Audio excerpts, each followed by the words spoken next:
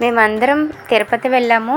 అక్కడ కొండపైకి ఎక్కుతుంటే డ్రైవర్ మాకు కొండల్లో వెంకటేశ్వర స్వామి రూపాన్ని చూపించారు. మేము చూసాము. మీరు ఎప్పుడైనా తిరుపతి వెళ్తే ఇది అస్సలు మిస్ అవ్వకుండా చూడండి, చాలా బాగుంది. అక్కడ నుంచి చక్రతీర్థానికి వెళ్ళాము. అక్కడ కొన్ని మెట్లు అయితే దిగాము. కింద శివాలయం ఉంది, శివాలయానికి వెళ్ళాము. ఇక్కడ మా తమ్ముడు చూడండి ఏం చేస్తాడో. వీడియో నాకే కాదు అందరికీ తీయండి అని చెప్తాడు. ఇక్కడైతే పూర్వం శ్రీమన్నారాయణ భక్తుణ్ణి ఒక రాక్షసుడు చంపాలనుకుంటాడంట. అప్పుడు స్వామివారు తన సుదర్శన చక్రంతో ఆ రాక్షసుని సంహరిస్తారంట.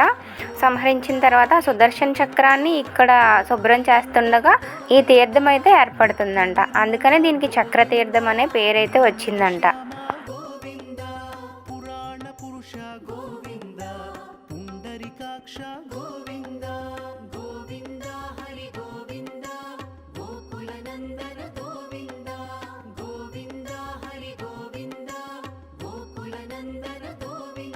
శివాలయానికి వెళ్ళడానికి కొంచెం ఎక్కువగానే మెట్లు అవి దిగాము, నడిచాము. మేము వెళ్ళింది డిసెంబర్ నెలలో అవడం వల్ల కొంచెం చలి కూడా చాలా ఎక్కువగానే ఉంది. అక్కడ అంతా వాటర్ ఫాల్స్ అది చూసాము. తర్వాత మేము వెళ్ళిన ప్లేస్కి ఒక పాము కూడా కనిపించింది. పాము బ్లాక్ కలర్లో ఉంది. ఇంతమంది జనాన్ని చూసేటప్పటికి దానికి ఎటు వెళ్ళాలో అర్థం అవ్వలేదు.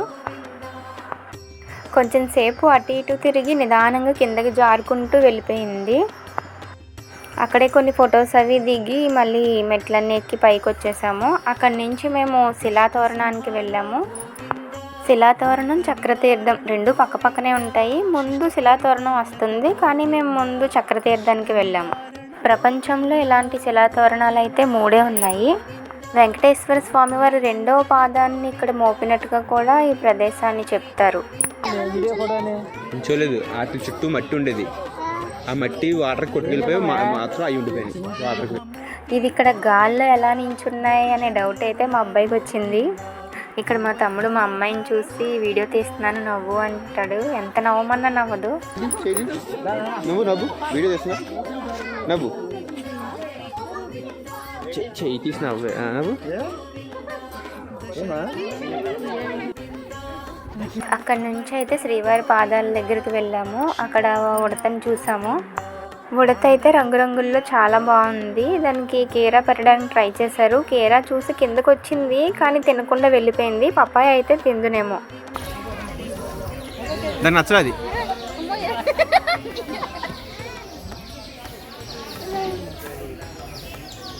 దానికి నచ్చలేదు.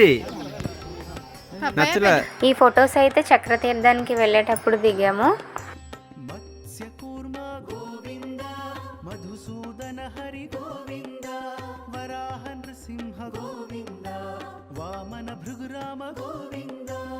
ఈ ఫోటో అయితే శిలాతోరణం దగ్గర దిగాము. ఇదైతే శ్రీవారి పాదాల దగ్గర దిగాము.